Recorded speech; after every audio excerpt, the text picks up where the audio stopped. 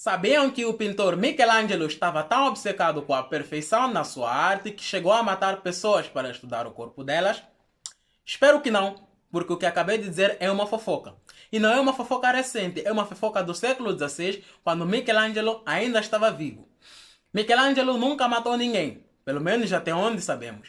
Ele estudava anatomia humana usando cadáveres, tal como os estudantes de anatomia fazem até hoje. E Michelangelo não é de todo a única figura histórica rodeada de fofocas. Catarina Grande, a czar da Rússia, também estava rodeada de fofocas sobre comportamentos bastante desagradáveis da sua parte.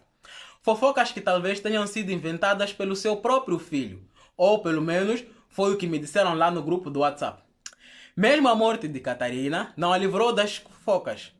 Ela teve um infarto, mas não é isso que ouvirias nas ruas da Rússia no século XVIII. Aqui, talvez penses que essas fofocas sejam fruto de inveja, raiva ou outras motivações nada nobres, e provavelmente estás parcialmente certo. Mas há mais nesta história. A fofoca pode ser mais importante para a humanidade do que parece à primeira vista. Fofocar talvez seja literalmente parte dos nossos genes. Então, por que será que os seres humanos gostam tanto de fofocar? Não vais acreditar. O hábito de falar da vida dos outros pode ser tão antigo quanto a própria humanidade, e a razão pode ter a ver com a sobrevivência. Como animais sociais que vivem em grupos, os humanos precisam trocar informações de forma eficiente para sobreviver. A mesma linguagem que pode alertar sobre um perigo iminente ou ser usada para pedir ajuda ou comida de um companheiro, também pode ser usada para fofocar. As origens dos comportamentos que se tornariam fofoca datam de cerca de 1,8 milhões de anos atrás, quando o Homo erectus evoluiu um cérebro grande o suficiente para criar sociedades um pouco mais complexas. Sociedades mais complexas significam mais indivíduos na comunidade, com papéis sociais mais variados. Mais complexidade significa mais informação, o que exige uma capacidade maior de linguagem. E, por consequência, desenvolver um cérebro maior para conseguir entender e comunicar mais informação era uma vantagem evolutiva. É possível que o nosso cérebro e a nossa capacidade de comunicação tenham evoluído lado a lado para aumentar a capacidade de sobrevivência das comunidades humanas. Uma indicação disso é a importância do neurocórtex na comunicação, que também é uma das regiões que apareceu mais recentemente no cérebro.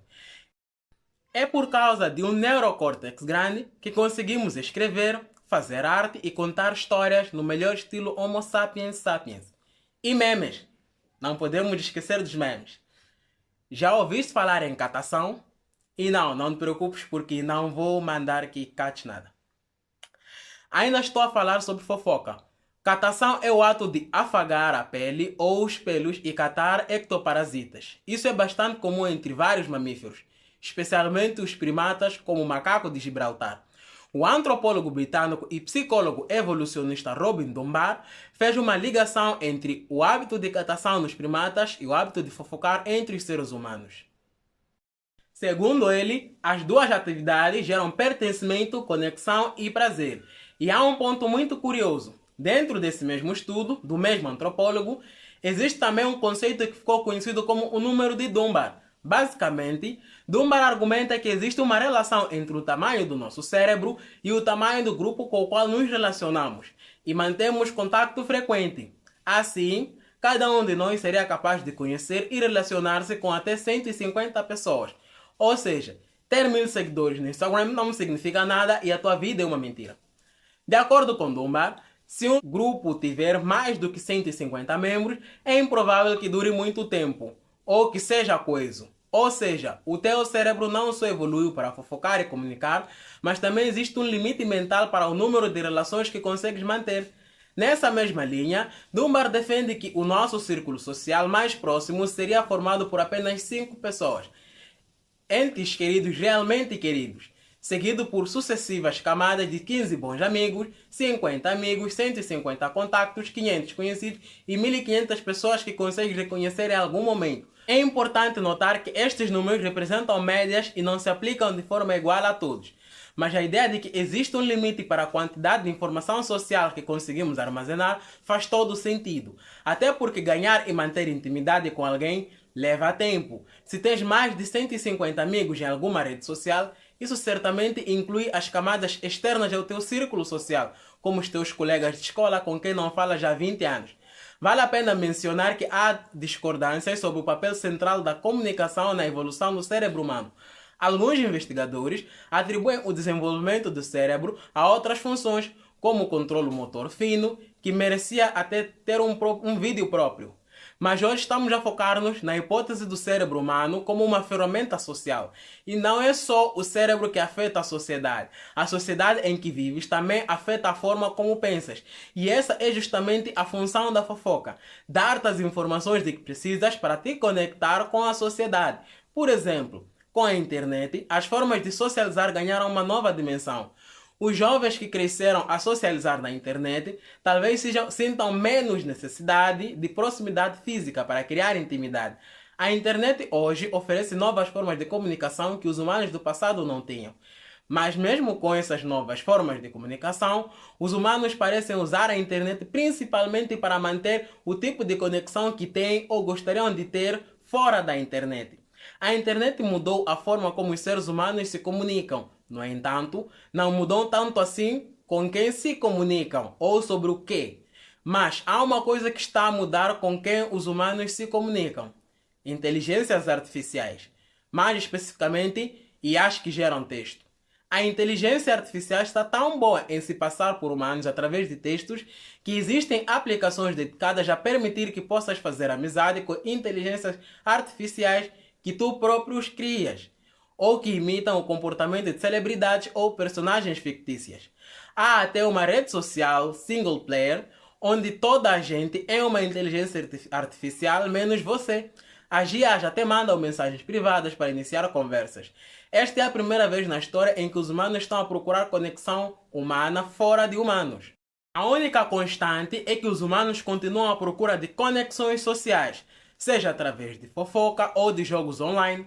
Se a fofoca traz satisfação aos humanos de forma parecida com a busca por alimentos nos primatas, então é fácil perceber por que é que ela acontece tantas vezes, também na internet. Os humanos têm um desejo inato de socialização, conexão e informação. E a fofoca acaba por preencher todos esses desejos. Existem estudos que mostram que a fofoca pode até controlar a ansiedade e o stress, a aumentar os níveis de hormônios como a serotonina, que é conhecido como o hormônio da felicidade. Parece que a fofoca faz parte da nossa natureza humana, de tal forma que nem sequer nos damos conta disso. Há programas de rádio e televisão dedicados exclusivamente à fofoca. Todos gostamos de histórias. E a fofoca não é nada mais do que um tipo de história profundamente ligada ao nosso contexto. Não é apenas um hábito desagradável da tua vizinha. Se a nossa curiosidade pelas outras pessoas fosse inexistente, não seríamos animais sociais. Não seríamos o que somos. No entanto, isso não significa que fofocar tenha só lados positivos. Existem muitos exemplos de fofocas que destruíram vidas. Para ser mais preciso, fofoca envolve sempre falar sobre alguém que não está presente, seja o teu colega de trabalho, que bebeu demais na festa da empresa, ou a tua prima que engravidou. E até os dicionários deixam claro que o ato de fofocar não é visto de forma positiva. O dicionário Oxford define fofoca como dito maldoso, mexerico, disse-me disse. Este último é inclusive o meu favorito. A origem mais provável da palavra fofoca é africana, originária de uma das línguas do grupo Bantu, que inclui o angolano e o congolês. Fofoca vem de fuca, que significa revolver, remexer, e às vezes, remexer na vida dos outros pode ter efeitos imprevistos e difíceis de prever. O que acontece é que as histórias, mesmo que inventadas, acabam por mexer com a imaginação das pessoas, que muitas vezes querem encontrar um culpado para determinados acontecimentos da vida. As fofocas são tão poderosas que serviços de inteligência de todo o mundo já usaram fofocas e boatos como uma ferramenta para prejudicar a imagem de outros países. Durante a Guerra Fria, a KGB espalhou que os Estados Unidos teriam criado o vírus da SIDA, algo que era comprovadamente impossível. A mente humana gosta de encontrar respostas e padrões que expliquem o que acontece no mundo à nossa volta. E as fofocas podem dar tanto as perguntas quanto as respostas que a nossa mente tanto procura. E é por isso que uma história, mesmo mal contada, pode ser tão poderosa se ela se encaixar no que já pensamos sobre o mundo. Vamos acreditar na fofoca sem sequer pensar duas vezes. E spoiler, já é difícil uma vez, quanto mais duas. O que pensamos sobre o mundo afeta a forma como interpretamos o que acontece à nossa volta, incluindo as fofocas que ouvimos, e também o que acreditamos e espalhamos. É natural focarmos no que consideramos importante e ignorar o resto, mas nosso critério de importância não representa fielmente o mundo à nossa volta. E a fofoca certa pode encaixar-se na nossa mente como uma chave a abrir uma fechadura. Os boatos são extremamente poderosos para mudar o que e como pensamos. E como consequência, mudam a forma como vemos e agimos no mundo. Tanto é que há pessoas que usam isso na internet para se dar bem de qualquer forma. A fake news pode ser a evolução digital da fofoca. A fake news foi eleita a palavra do ano em 2017 pelo Collins Dictionary e em 2017 o uso do termo aumentou 365% em relação ao ano anterior. A propagação de informações falsas tende a apelar a uma emoção muito forte nos seres humanos: o medo. É da natureza humana partilhar coisas preocupantes ou interessantes. É daqui que surge a fofoca. E até quem não tem a intenção de espalhar uma mentira pode acabar a fazê-lo, movido por sentimentos como ansiedade e preocupação com algo que nem sequer aconteceu. A mesma natureza humana que busca por conexão e socialização acaba por ser explorada por outros que querem espalhar boatos, seja por uma razão ou por outra. Fofocas e boatos sempre tiveram um lado negativo, mas esse lado foi amplificado pela internet. As tecnologias de comunicação desfazem as fronteiras entre quem cria, quem consome e quem faz a mensagem circular, criando uma cadeia de partilhas sistemáticas de desinformação. Se os boatos de vizinhança já podiam magoar as pessoas, às vezes os boatos em escala global têm um poder muito mais assustador. Fofoca é algo tão poderoso que se tornou uma arma usada por serviços de inteligência. E agora, com a internet e as inteligências artificiais capazes de gerar textos realistas, fabricar fofocas é mais fácil do que nunca. Já não é preciso ter pessoas para espalhar a fofoca que se quer difundir.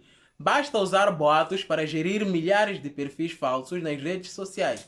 Aliás, as redes sociais já estão a lidar com o facto de que há bots a fazer-se passar por humanos para replicar essas fofocas.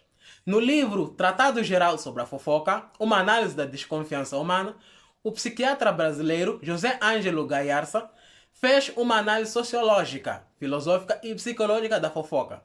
Ele afirma que, quando falamos de alguém, colocamos nessa pessoa uma expectativa que está dentro de nós.